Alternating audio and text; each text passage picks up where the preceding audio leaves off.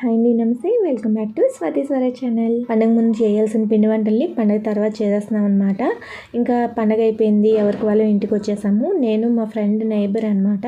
ఆవిడ నేను కలిసి ఇలాగా పిండి వంటలు చేసేసుకుందాం అని చెప్పేసి పిండి అయితే ఆవిడ ఆడిపించి ఉంచేసారనమాట.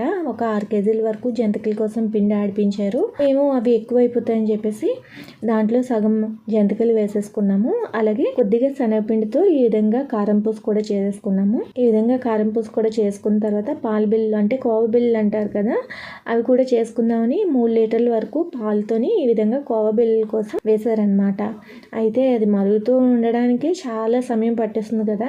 ఓవరాల్గా ఇవి కోవా బిళ్ళల్లో అవ్వడానికి దాదాపుగా ఒక 5-6 గంటల వరకు టైం అయితే పట్టేసింది. చూసారు కదా, అన్ని పాలు లో ఫ్లేమ్లోని ఇలా దగ్గరగా రావాలి అంటే చాలా టైం పడుతుంది కదా. 3 లీటర్ల పాలకి దగ్గర 30 నుంచి 35 కోవా బిళ్ళల వరకు వచ్చినాయి అనమాట.